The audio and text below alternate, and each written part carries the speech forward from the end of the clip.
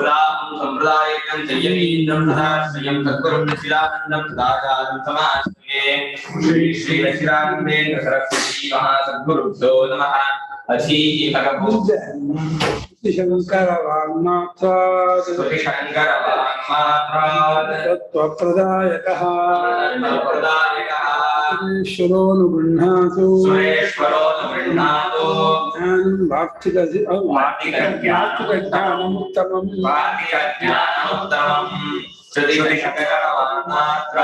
तत्त्वप्रदायकः सुरेश्वरोऽनुगृह्णातु वार्तिकज्ञानमुत्तमम्। अधीहि भगवो आम्नायस्य क्रियार्थत्वात्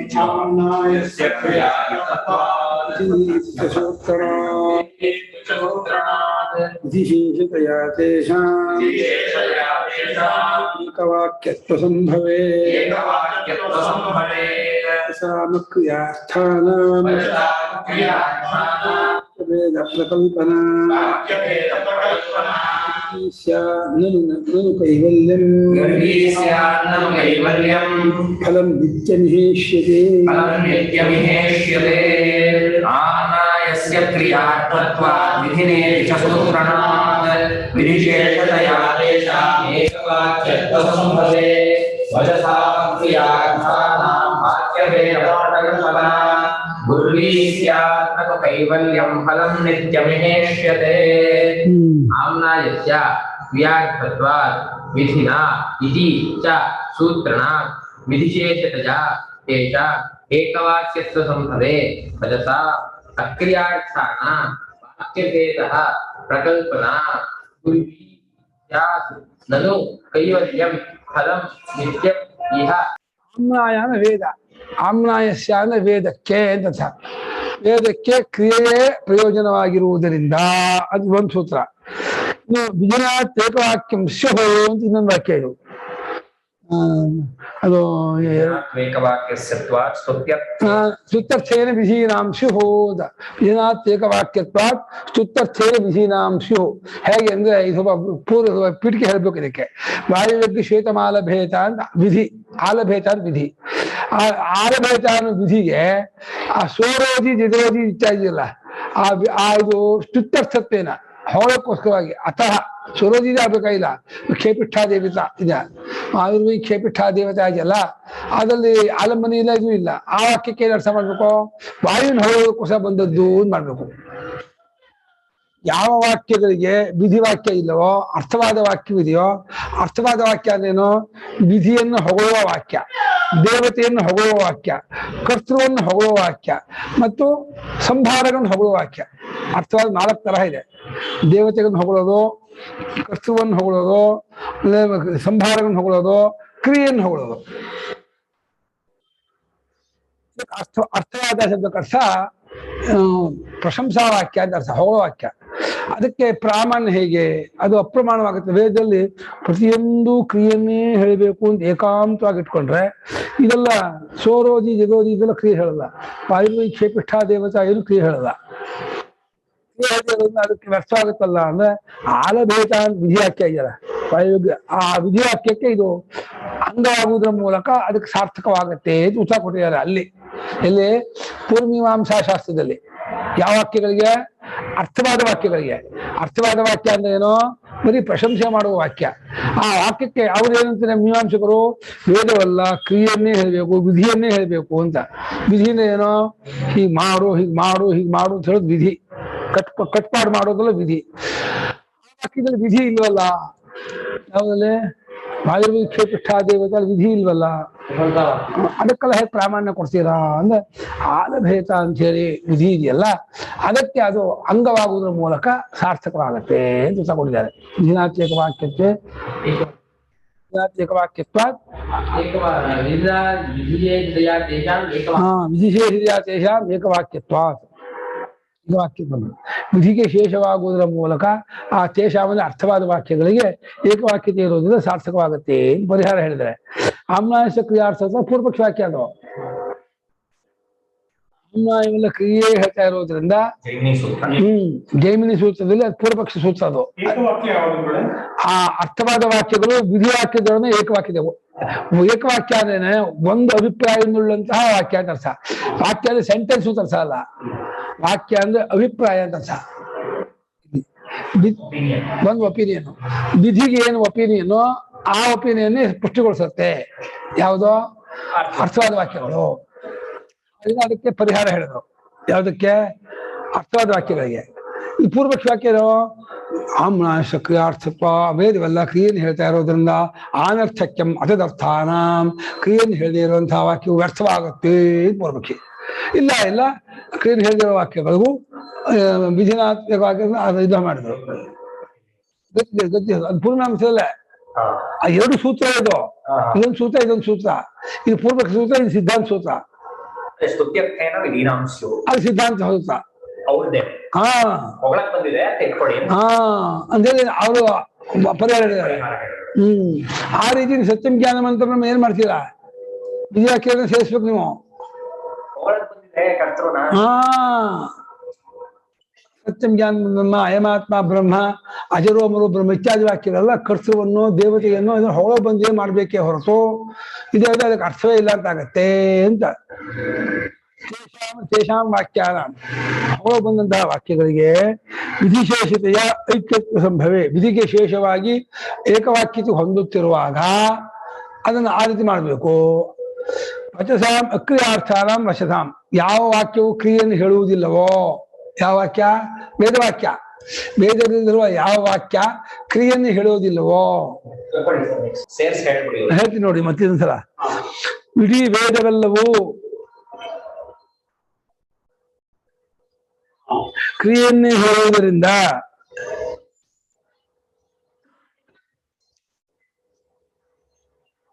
ಕ್ರಿಯೆಯನ್ನು ಹೇಳದೇ ಇರುವ ವಾಕ್ಯವು ವ್ಯರ್ಥವಾಗುತ್ತದೆಯಲ್ಲ ಎಂಬ ಆಕ್ಷೇಪಕ್ಕೆ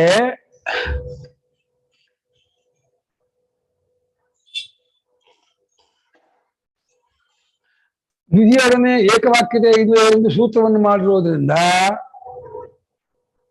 ಆ ಅರ್ಥವಾದ ವಾಕ್ಯಗಳಿಗೆ ಶೇಷಾಮಂದ ವಿಧಿಗೆ ಶೇಷವಾಗಿ, ವಿಧಿಗೆ ಅಂಗವಾಗಿ, ವಿಧಿಗೆ ಪಾರ್ಟ್, ಅಂಗ ಶೇಷ ಪಾರ್ಟು ಒಂದು ಭಾಗ ಅಂಗವಾಗಿ ಏಕವಾಕ್ಯಕ್ಕೆ ಹೊಂದುತ್ತಿರಲಾಗಿ ಕ್ರಿಯೆಯನ್ನು ಹೇಳದೇ ಇರುವ ವಾಕ್ಯಗಳಿಗೆ ವಾಕ್ಯಭೇದ ಕಲ್ಪನೆ ಮಾಡುವುದು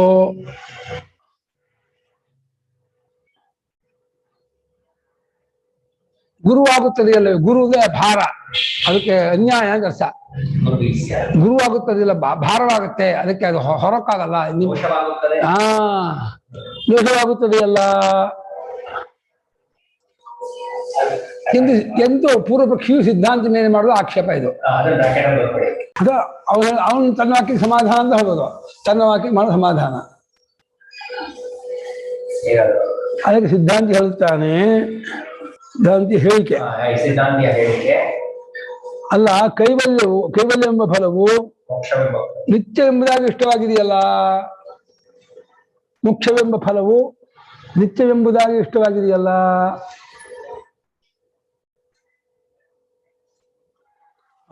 ನೋದಮ ಶ್ಲೋಕನ ಕಥಂ ನಿತ್ಯಂ ಭವೇತ್ ತನ್ನೋ ಯದಿ ಸ್ಯಾತ್ ಕರ್ಮಣಃ ಫಲಂ ಕರ್ಮೋತ್ಥಂ ನ ಯತಃ ಕಿಂಚಿತ್ ಧ್ರುವಂ ಜಗತಿ ವೀಕ್ಷ್ಯತೆ.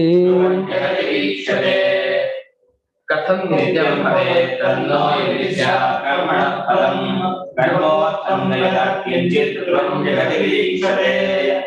ಕಥಂ ನಿತ್ಯಂ ಭವೇತ್ ತತ್ ನೋ ಯದಿ ಸ್ಯಾತ್ ಯದಿ ಸ್ಯಾತ್ ಕರ್ಮಣಃ ಫಲಂ ಕರ್ಮೋತ್ಥಂ ನ ಯತಃ ಕಿಂಚಿತ್ ಧ್ರುವಂ ಜಗತಿ ವೀಕ್ಷ್ಯತೆ. ನಾ ಅಂತ ಮಾಡ್ಬೋದು, ಅದ ನೋ ಅಂತ ಮಾಡ್ಕೋಬಹುದು. ನೋ ಅಂತ ನವ್ಯ ಇದೆ, ಅದೇ ನಮ್ಮ ಹೊಂದದೆ. ಅದು ಹೇಗೆ ನಮ್ಗೆ ನಿತ್ಯ ಆಗುತ್ತದೆ ಅಂತ ಆಕ್ಷೇಪ ಪೂರ್ವಪಕ್ಷಿ. ಅದಕ್ಕೆ ಉದಾಹರಣೆ ಯದಿ ಕರ್ಮ ಫಲಂ ಸ್ಯಾತ್ ಮೋಕ್ಷವು ಕರ್ಮದ ಫಲವಾಗಿಬಿಟ್ಟರೆ ಕರ್ಮೋತ್ಥವಾದದ್ದು ಯಾವುದು ಧ್ರುವ ಎಂಬುದು ಲೋಕದಲ್ಲಿ ಕಂಡಿಲ್ಲ. ಕರ್ಮದಿಂದ ಗೆದ್ದದ್ದು ಲೋಕದಲ್ಲಿ ಯಾವುದು ಪರ್ಮನೆಂಟ್ ಆದದ್ದಿಲ್ಲ. ಕಥಂ ನಿತ್ಯಂ ಭವೇತ್ ತತ್ವ ಆ ಮೋಕ್ಷವು ಕೈವಲ್ಯವು ಹೇಗೆ ನಿತ್ಯ ಆಗುತ್ತದೆ ಅಂತ ಬರ್ಕೊಳ್ಳೆ. ಆ ಕೈವಲ್ಯವು ಹೇಗೆ ನಿತ್ಯವೆಂಬುದಾಗಿ ಆಗುತ್ತದೆ? ನಿತ್ಯ ಯದಿ ಕರ್ಮ ಫಲಂ ಸ್ಯಾತ್ ಒಂದು ವೇಳೆ ಅದು ಕರ್ಮದ ಫಲವಾಗಿಬಿಟ್ಟರೆ ಕರ್ಮದ ಫಲವಾಗಿಬಿಟ್ಟರೆ ಅದು ಹೇಗೆ ನಿತ್ಯವಾಗುತ್ತದೆ ಅಂತ ಒಂದೇನೆ. ಕರ್ಮದ ಫಲವಾಗಿಬಿಟ್ಟರೆ ಅದು ಹೇಗೆ ನಿತ್ಯವಾಗುತ್ತದೆ? ಅದು ಹೇಗೆ ನಿತ್ಯ ಆಗುತ್ತದೆ ಆಕ್ಷೇಪಿದ್ರೆ ಯದಿ ಸ್ಯಾ ಕರ್ಮ ಫಲ ಮುಂದೆ ತಗೊಂಡೆ ಅದು ಹೇಗೆ ನಿತ್ಯವಾಗುತ್ತದೆ ಎಂದು ಆಕ್ಷೇಪಿಸಿದರೆ ಹಾಗೇನಿಲ್ಲ. ಕರ್ಮದ ಫಲವಾಗಿಬಿಟ್ರೆ ಕರ್ಮೋತ್ಸವ ಯಾವುದು ನಿತ್ಯವಾಗುವುದಿಲ್ಲ. ನಿತ್ಯ ಅಂದ್ರೆ ಪರ್ಮನೆಂಟ್. ಪರ್ಮನೆಂಟು ನಮಗೆ ನೋನು ಇಲ್ಲ ಅರ್ಥ. ಕರ್ಮದಿಂದ ಗೆದ್ದದ್ದು ಯಾವುದೊಂದು ಲೋಕದಲ್ಲಿ ನಿತ್ಯ ಪರ್ಮನೆಂಟ್ ಆಗಿರೋದು ಕಂಡು ಬಂದಿಲ್ಲ. ಮನೆ ಕರ್ಮದಿಂದ ಉಂಟಾದ ಮಾಡಿ ಕ್ರಿಯೆಯಿಂದ ಉಂಟಾದೆಲ್ಲವೂ ಕೃತಕ ಅನಿತ್ಯ. ಸುಮ್ಮನ ಇದು ಮಾಡುವ ಕೇಳ್ತಾ ಇದ್ದಾರೆ ಏನೋ ಕೇಳಿಮ್ಮ. ಅಂದ್ರೆ ಕರ್ಮದಿಂದ ಮೋಕ್ಷ ಅಲ್ಲ ಅಂತ. ಹೌದು, ಕರ್ಮದಿಂದ ಮೋಕ್ಷ ಅಲ್ಲ. ಮೋಕ್ಷ ಪರ್ಮನೆಂಟ್ ನಿತ್ಯ. ಕರ್ಮ ಯಾವಾಗಲೂ ಅನಿತ್ಯ ಸಾಧನವೇ ಹೊರತು ಕರ್ಮ ನಿತ್ಯ ಸಾಧನ ಅಲ್ಲ. ಕರ್ಮದಿಂದ ಉಂಟಾದ ಸ್ವರ್ಗ ಆಗಲಿ, ಕರ್ಮದಿಂದ ಉಂಟಾದ ಮನೆ ಆಗಲಿ, ಎಲ್ಲವೂ ಅನಿತ್ಯವೇ. ಇಡೀ ಲೋಕವಲ್ಲ ಕರ್ಮ ಕಾರ್ಯ, ಕರ್ಮದಿಂದ ಉಂಟಾದ್ದು ಅದೆಲ್ಲ ಟೆಂಪ್ರವರಿ, ತಾತ್ಕಾಲಿಕ. ಜ್ಞಾನದಿಂದ ಮೋಕ್ಷ ಉಂಟಾಗೋದು ಅದು ಇರೋ ಮೋಕ್ಷ ಜ್ಞಾನ, ಅದು ಜ್ಞಾನದಿಂದ ಮೋಕ್ಷ ಉಂಟಾಗೋದ್ರಿಂದ ಜ್ಞಾನ ಇರೋದನ್ನು ತೋರಿಸುತ್ತದೆ. ಆದ್ರಿಂದ ಅದು ಪರ್ಮನೆಂಟ್. ಜ್ಞಾನದಿಂದ ಮೋಕ್ಷ ಉಂಟಾಗಲ್ಲ, ಇರೋ ಮೋಕ್ಷ ಜ್ಞಾನದಿಂದ ಮೋಕ್ಷ ಅದು ಅಷ್ಟೇ. ಜ್ಞಾಪಕ ಮಾಡ್ಕೊಳುತ್ತೆ. ಈಗ ಹಗ್ಗವನ್ನು ಜ್ಞಾಪಕ ಮಾಡ್ಕೊಡೋ ಹಾಗೆ ಹಾಗೆ ಇರುವ ಮುಕ್ತಿ ಸ್ವರೂಪವನ್ನು ಜ್ಞಾನ ಜ್ಞಾಪಕ ಮಾಡ್ಕೊಡುತ್ತೆ. ಅದರಿಂದ ಪರ್ಮನೆಂಟ್ ಮೋಕ್ಷ. ಕರ್ಮದಿಂದ ಆಗೋದು ಎಲ್ಲವೂ ಅನಿತ್ಯವೇ. ಯತದ್ಯತೆ ಕರ್ಮಜಿತೋ ಲೋಕ ಖೀಯತೆ ಇನ್ನು ಬೇರೆ ಮಾಡಿದ್ದಾನೆ. ನಹಾಸ್ಯ ಕರ್ಮ ಖೀಯತೆ ಅಂತ ಹೇಳೋದ್ರಿಂದ ಹಾಗಾಗಿ ಅನಿತ್ಯವಾದತ್ತೆ ಅಂತ ಹಾಗೆ ಮಾಡಿದ್ದಾನೆ.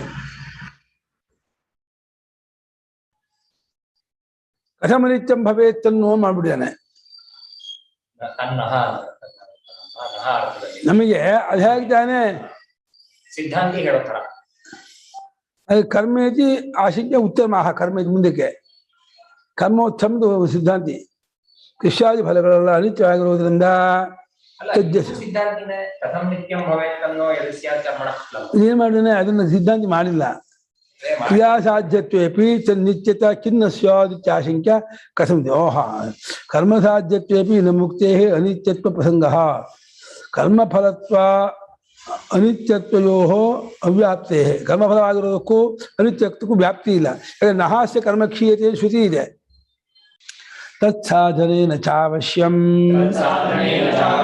ಭವಿತವ್ಯಮತೋ ಭವೇ ಪಾರಿಶೇಷ್ಯಾದಿಹ ಜ್ಞಾನಂ ವೇದಾಂತೆ ತತ್ಪ್ರಸಿದ್ಧಿತಃ.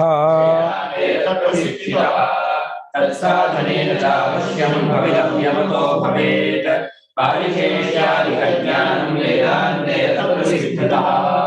ತತ್ ಸಾಧನೇನ ಚ ಅವಶ್ಯಂ ಭವಿತವ್ಯಂ ಅತಃ ಭವೇತ್ ಪಾರಿಶೇಷ್ಯಾತ್ ಇಹ ಜ್ಞಾನಂ ವೇದಾಂತೆ ತತ್ಪ್ರಸಿದ್ಧಿತಃ. ಸಿದ್ಧಿತಃ ತತ್ಪ್ರಸಿದ್ಧಿತಃ. ತಸ್ಯ ಸಾಧನ ತತ್ಸಾಧನಂ, ಅದಕ್ಕೊಂದು ಸಾಧನವೂ ಇರಲೇಬೇಕು. ಭವಿತವ್ಯಂ ಅತಃ ಆದ್ದರಿಂದ ತತ್ಸಾಧನೇನ ಅವಶ್ಯಂ ಭವಿತವ್ಯಂ. ಸಾಧನ ಅದಕ್ಕೂ ಒಂದು ಅವಶ್ಯವಾಗಿ ಸಾಧನವೂ ಇರಬೇಕು ಅಂದ್ಕೊಳ್ಳಿ. ತತ್ಸಾಧನೇನ ಅವಶ್ಯಂ ಭವಿತವ್ಯಂ.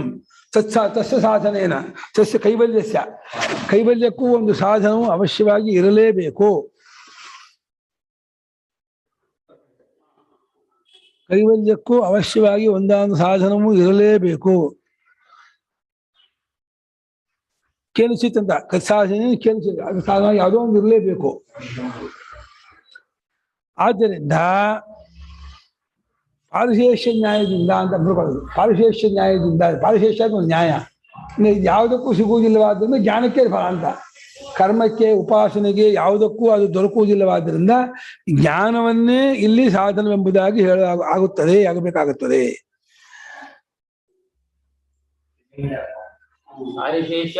ಪಾರಿಶೇಷ್ಯ ನ್ಯಾಯದಿಂದ ಈ ವೇದಾಂತದಲ್ಲಿ ವೇದಾಂತೆ ಕೈವಲ್ಯವು ಪ್ರಸಿದ್ಧಿಯಾಗಿರುವುದರಿಂದ ನ್ಯಾಯದಿಂದಲೂ ಅನ್ಮ ಕೊಡಿ ಮಾಡಿ ನ್ಯಾಯದಿಂದಲೂ ವೇದಾಂತದಲ್ಲಿ ಅದು ಪ್ರಸಿದ್ಧವಾಗಿರುವುದರಿಂದಲೂ ಅದು ನಮ್ಮ ಕೈವಲ್ಯವು ಪಾರಿಶೇಷ್ಯದಿಂದಲೂ ಇಲ್ಲಿ ವೇದಾಂತದಲ್ಲಿ ಈ ಕೈವಲ್ಯವು ಪ್ರಸಿದ್ಧಿಯಾಗಿರುವುದರಿಂದಲೂ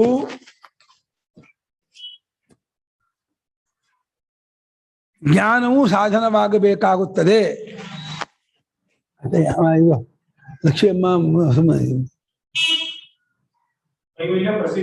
ಈ ವೇದಾಂತದಲ್ಲಿ ಕೈವಲ್ಯ ಪ್ರಸಿದ್ಧಿನ, ಕೈವಲ್ಯಕ್ಕೆ ಸಾಧನ ಪ್ರಸಿದ್ಧಿನ? ಅಲ್ಲ, ಕೈವಲ್ಯ ಮತ್ತು ಗೊತ್ತಾಗೋದು ವೇದಾಂತನೇ ತಾನೆ. ಆಮೇಲೆ ಸಾಧನ ಏನು? ವೇದಾಂತ ಜ್ಞಾನಂ ಭವೇತ್ ಇದೆಯಲ್ಲ, ಮುಂದೆ ಜ್ಞಾನಂ ಭವೇತ್ ಇದು ಮುಂದೆ ಕೈವಲ್ಯ ಆಗಿದೆ ಅಂತ ವೇದಾಂತ ಗೊತ್ತಾಗೋದು. ಆಮೇಲೆ ಅದಕ್ಕೆ ಸಾಧನ ಜ್ಞಾನವಾಗಬೇಕಾಗತ್ತೆ ಅಂತ. ಅಲ್ಲ, ಇಹ ಜ್ಞಾನಂ ವೇದಾಂತೆ ತತ್ ಪ್ರಸಿದ್ಧಿತಃ ಅಂತಿರೋದ್ರಿಂದ ಈ ಸಾಧನವಾದ ಜ್ಞಾನವೇ ಪ್ರಸಿದ್ಧಿ ಅಂತ ತಗೋಬಾರ್ದ? ಜ್ಞಾನಂ ವೇದಾಂತೆ ತತ್ ಪ್ರಸಿದ್ಧಿತಃ ಮಾಡ್ಬೋದು. ಪಾರಿಶೇಷ್ಯ ನ್ಯಾಯ, ಪಾರಿಶೇಷ್ಯ ನ್ಯಾಯ ಅಂದ್ರೆ ಇದಕ್ಕೂ ಆಗಲ್ಲ, ಇದಕ್ಕೂ ಆಗಲ್ಲ, ಇದಕ್ಕೂ ಆಗಲ್ಲ ಅಂದ್ರೆ ಪರಿಶೇಷ ಉಳಿದಿರೋದು ಅದು ಒಂದೇ ಅಂತ. ಇವಾಗ ಕರ್ಮಕ್ಕೂ ಸಿಗಲ್ಲ ಮೋಕ್ಷ, ಕರ್ಮಕ್ಕೂ ಸಿಗಲ್ಲ, ಉಪಾಸನೆಗೂ ಸಿಗಲ್ಲ ಅಂತ ಆದ್ಮೇಲೆ ಉಳಿದಿರೋದು ಜ್ಞಾನ ಒಂದೇ. ಅದು ಪರಿಶೇಷಸ್ಯ ಭಾವ ಪರಿಶೇಷ ಅಂದ್ರೆ ಬ್ಯಾಲೆನ್ಸ್ ಅಂತ, ಉಳಿದಿರೋದು ಅಂತ. ಅದು ಉಳಿದಿರೋದು ಅದು ಒಂದೇ ಆದ್ರಿಂದ ಅಂತ. ಪರಿಶೇಷಸ್ಯ ಭಾವ ಪಾರಿಶೇಷಂ. ಕರ್ಮಕ್ಕೆ ಸಿಗಲ್ಲ ಮೋಕ್ಷ, ಉಪಾಸನೆಗೂ ಸಿಗಲ್ಲ ಅಂತ ಆದ್ಮೇಲೆ ಇನ್ನಿರೋದು ಒಂದೇ, ಅದು ಪಾರಿಶೇಷ್ಯ. ಮತ್ತು ಆ ಜ್ಞಾನವು ವೇದಾಂತದಲ್ಲಿ ಪ್ರಸಿದ್ಧಿಯಾಗಿರೋದ್ರಿಂದಲೂ ಅದು ಸಾಧನವಾಗುತ್ತದೆ ಅಂತ ತಿಳ್ಕೋಬೇಕು.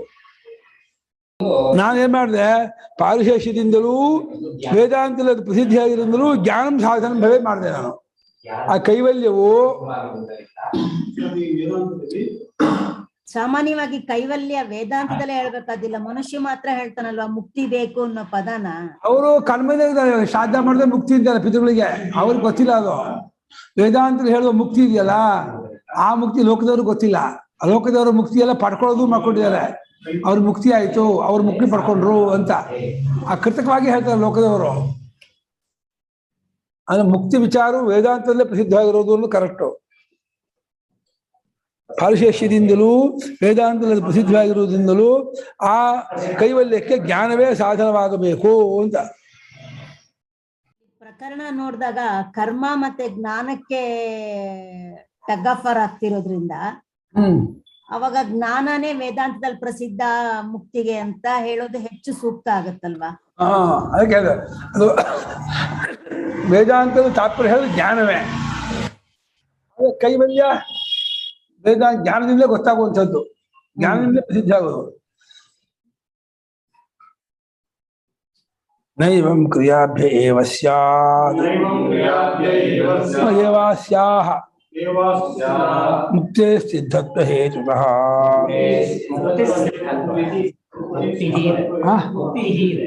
ಮುಕ್ತೇ ತ್ವಾಕ್ ಷಷ್ಠಿ ಬರ್ಬೇಕಲ್ಲ, ಒಂದ್ ಪದ ಮಾಡಿದಾರ. ಮುಕ್ತಿ ಸಿದ್ಧತ್ವ ಹೇತುತಃ, ಸಿದ್ಧತ್ವ ಹೇತುತಃ, ಮುಕ್ತಿ ಸಿದ್ಧತ್ವ ಹೇತುತಃ ಹೌದಲ್ಲ. ಮುಕ್ತೇ ಸಿದ್ಧತ್ವ ಕುತಃ ಕ್ರಿಯಾಭ್ಯ ಸಿದ್ಧಿಶ್ಚೇತ್ ಶೃಣು ತದ್ಭಣ್ಯತೆ ಯತಃ. ಶೃಣು ನೆಕ್ಸ್ಟ್ ಹೇಳಿದ್ದಾರೆ ಅದನ್ನ ಇವಾಗ ಅದೇ ನೈವಂ ಕ್ರಿಯಾಭ್ಯ ಏವಾಸ್ಯಾಹ ಮುಕ್ತೇ ಸಿದ್ಧತ್ವ ಹೇತುತಃ ಕುತಃ ಕ್ರಿಯಾಭ್ಯ ಸಿದ್ಧಿಶ್ಚೇತ್ ಶೃಣು ತದ್ಭಣ್ಯತೆ ಯತಃ. ನೈವಂ ಅಂತ ನ ಏವಂ ಕ್ರಿಯಾಭ್ಯಃ ಏವ याद मुक्तेः सिद्धत्वहेतुः कुतः क्रियाभ्यः इति चेत् शृणु तत् अन्वये यतः ನೈವಂ ಅಂತ ಇಷ್ಟು ಪೂರ್ವ ಇದು ನಿಷೇಧ ಸಿದ್ಧಾಂತ ನಲವಡಿದ್ರು ಹಾಗಲ್ಲ ಅಂತ ಇದ್ದಾರೆ ಪೂರ್ವಪಕ್ಷಿ. ಇದು ಪೂರ್ವಪಕ್ಷಿ ವಾಕ್ಯ. ಜ್ಞಾನದಿಂದಲೇ ಕೈವಲ್ಯ ಸಿಗತ್ತೆ ಅನ್ನಲ್ಲ, ನೈವಂ ಹಾಗಲ್ಲ. ನೀವು ಹೇಳಿದ್ದು ಸರಿಯಲ್ಲ ಅಂತ ಅರ್ಥ. ನೀವು ಹೇಳಿದ್ದು ಸರಿಯಲ್ಲ. ನೀವು ಹೇಳಿದ್ದು ಸರಿಯಲ್ಲ. ಯತಃ ಏಕೆಂದರೆ ಮುಕ್ತೇ ಕ್ರಿಯಾಭ್ಯ ಏವ ಸಿದ್ಧತ್ವ ಹೇತುತಃ. ಮುಕ್ತಿಯು ಕ್ರಿಯೆಯಿಂದಲೇ ಅಸ್ಯಾಹ ಮುಕ್ತಿ ಈ ಮುಕ್ತಿಯು ಕ್ರಿಯೆಯಿಂದಲೇ ಉಂಟಾಗುತ್ತದೆ ಎಂಬ ಕಾರಣವಿರುವುದರಿಂದ ನೀವು ಹೇಳಿ ಸರಿಯಲ್ಲ ಅಂತ. ಈ ಮುಕ್ತಿಯು ಕ್ರಿಯೆಯಿಂದಲೇ ಉಂಟಾಗುತ್ತದೆ ಎಂಬ ಕಾರಣವಿರುವುದರಿಂದ ನೀವು ಹೇಳಿದ್ದು ಸರಿಯಲ್ಲ. ಮುಂದೆ ಹೋಗೋಣ. ನಿಷಿದ್ಧ ಕಾಮ್ಯಯೋಶ್ಚಾಗಃ ತ್ಯಾಗಾತ್ ಕರ್ಮಣೋ ನಿತ್ಯಕರ್ಮಣಃ ಕರಣ ಪ್ರತ್ಯವಾಯಸ್ಯ ಹತೆ ಭೋಗೇನ ಚಕ್ಷಯ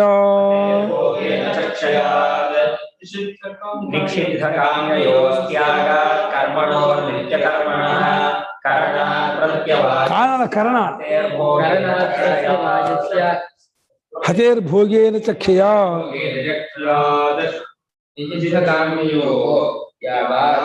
कर्मणोः नित्यकर्मणः प्रत्यवायस्य अहतेः ಯಾಕೆ ಅಹತ हतेः भोगेन ಅಹತೆ ಆಗಿದೆಯಲ್ಲ, ಅದು ಅಹತೆ ಓದಿಯಲ್ಲ. भोगेन च हतेः भोगेन च क्षया ಪ್ರಾಬ್ಧಸ್ಯ ಚ ಭೋಗೇನ ಹತೇಃ ಅಂತ ಪ್ರಾಬ್ಧಸ್ಯ ಅಧ್ಯಯನ ಮಾಡಬೇಕು. ನಿಷಿದ್ಧ ಕಾಮ್ಯಯೋಃ ತ್ಯಾಗಾತ್ ಕರ್ಮಣೋಃ ನಿತ್ಯಕರ್ಮಣಃ ಕಾರಣಾತ್ ಪ್ರತ್ಯವಾಯಸ್ಯ ಹತೇಃ ಭೋಗೇನ ಚ ಕ್ಷಯಾತ್. ನಿಷಿದ್ಧ ಕಾಮ್ಯಯೋಃ ಕರ್ಮಣೋಃ ತ್ಯಾಗಾತ್ ಅಂತ. ನಿಷಿದ್ಧ ಕರ್ಮವನ್ನು ಮಣ್ಣು ಮಾಡ್ತಿಲ್ಲ. ಯಾರನ್ನು ಹತ್ಯೆ ಮಾಡಲ್ಲ, ಕಳ್ತನ ಮಾಡಲ್ಲ, ಹೆಂಡ ಕುಡಿಯಲ್ಲ, ಅತ್ಯಾಚಾರ ಮಾಡಲ್ಲ, ಏನೇನು ಪಾಪಕರ್ಮವನ್ನು ಮಾಡಲ್ಲ. ಅಭಕ್ಷ್ಯ ಭಕ್ಷಣ, ಪೇಯಪಾನ, ಅಗಮ್ಯ ಗಮನ ಯಾವುದನ್ನು ಮಾಡಲ್ಲ. ಅದೇ ಕಾಮ್ಯಕರ್ಮವನ್ನು ಮಾಡಲ್ಲ. ದುಡ್ಡು ಬೇಕು, ಸ್ವರ್ಗ ಬೇಕು, ಮಕ್ಕಳು ಬ್ರಹ್ಮಜೀವ, ಅದು ಯಾವುದಕ್ಕೂ ನಿಷಿದ್ಧ ತ್ಯಾಗಾತ್ ಕಾಮ್ಯಕರ್ಮಣ ತ್ಯಾಗಾತ್. ಹಾಗೆ ನಿಷಿದ್ಧ ಕಾಮ್ಯೋ ದ್ವೇಷನ ನಿಷಿದ್ಧ ಕರ್ಮ. ನಿಷಿದ್ಧ ಅಂದ್ರೆ ನಿಷಿದ್ಧ ಕರ್ಮನ ಗೊತ್ತಾ? ಪಾಪಕರ್ಮ. ಪಾಪಕರ್ಮವನ್ನು ಕಾಮ್ಯಕರ್ಮವನ್ನು ಮಾಡದೇ ಇರುವುದರಿಂದಲೂ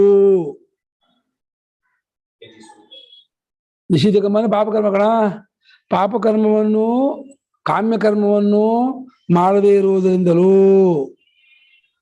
ನಿತ್ಯಕರ್ಮಣ ಕರಣಾತ್ ನಿತ್ಯಕರ್ಮವನ್ನು ಮಾಡುವುದರಿಂದ ಪ್ರತ್ಯವಾಯಸ್ಯ ಹತೇಃ ಪ್ರತ್ಯವಾಯು ನಾಶವಾಗುವುದರಿಂದಲೂ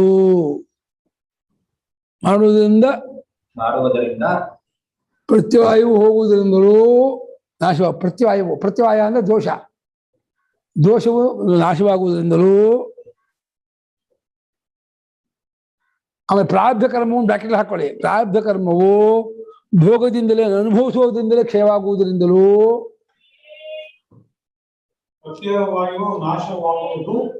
ಪ್ರತ್ಯವಾಯವು ನಾಶವಾಗುವುದರಿಂದಲೂ. ಪ್ರತ್ಯವಾಯ ಅಂತ ಒಂದು ದೋಷ. ಅದು ಪ್ರತ್ಯವಾಯ ಎಂಬ ದೋಷವು ನಿತ್ಯಕರ್ಮ ಮಾಡದಿದ್ರೆ ಪ್ರತ್ಯವಾಯ ಬರುತ್ತೆ ಅಂತಾರೆ, ಪಾಪ ಬರುತ್ತೆ ಅಂತಾರೆ.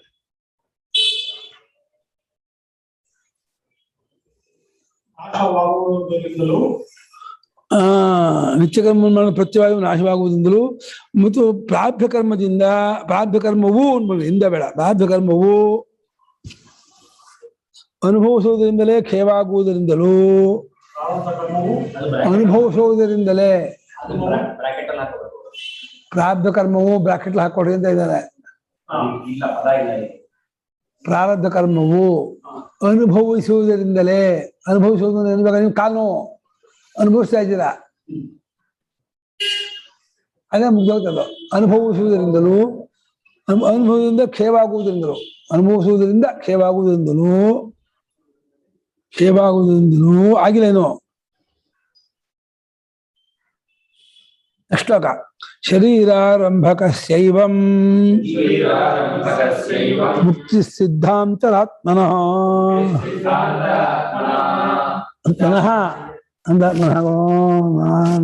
ಆತ್ಮನಃ ವಿನಾಪೈಕಾತ್ಮ್ಯ ಸಂಬೋಧಾತ್ ಕರ್ಮಣೈವೋಕ್ತವರ್ತ್ಮನ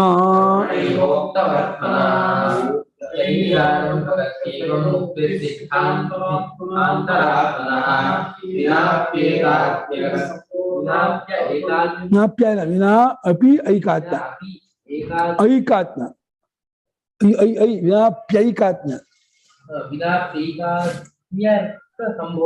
ಕಾಯಲ ಐಕಾತ್ಮ್ಯ ಸಂಬೋಧಾತ್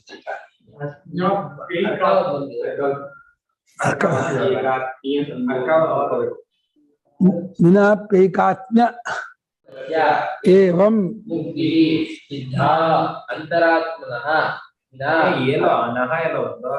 ಇಲ್ಲ ಅಂತರಾತ್ಮನಃ ಅಷ್ಟೇ. ಅಂತರಾತ್ಮನಃ ಇದೆ, ಅದಾತ್ಮನಃ ಮಾಡ್ಕೊಳ್ಳಿ, ತಿದ್ದು ತಪ್ಪದು.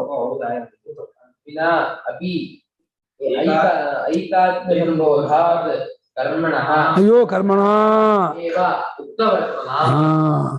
ಅಂತರಾತ್ಮನಃ ಕರ್ಮ ವಿನಾಪಿ ಏವಂ ಮುಕ್ತಿ ಸಿದ್ಧ. ಶರೀರಾರಂಭಕತೆ ಹಿಂದೆ ಹೋಗಬೇಕು. ಶರೀರಾರಂಭಕಸ್ಯ ಕರ್ಮಣಃ ಅಭಾವ ಮಧ್ಯಾಮಕಬೇಕು. ಶರೀರವನ್ನುಂಟು ಮಾಡುವ ಇನ್ನು ಕರ್ಮವೇ ಇಲ್ಲವಾದ್ದರಿಂದ ಶರೀರವನ್ನುಂಟು ಮಾಡುವ ಕರ್ಮವೇ ಇಲ್ಲವಾದ್ದರಿಂದ ಅಂತರಾತ್ಮನಿಗೆ, ಜೀವಾತ್ಮನಿಗೆ, ಆತ್ಮನಿಗೆ, ಒಳಗಿರುವ ಆತ್ಮನಿಗೆ, ಪ್ರತ್ಯೇಕಾತ್ಮನಿಗೆ ಮಕ್ಕಳಿಗೆ, ಪ್ರತ್ಯೇಕಾತ್ಮನಿಗೆ ಏವಂ ಈ ರೀತಿ ಮೇಲೆ ಹೇಳಿದ ರೀತಿಯಿಂದ ಐಕಾತ್ಮ ಜ್ಞಾನವಿಲ್ಲದೇನೆಯೇ ಕರ್ಮದಿಂದಲೇ ಮುಕ್ತಿ ಎಂಬುದು ಸಿದ್ಧವಾಗುತ್ತದೆ.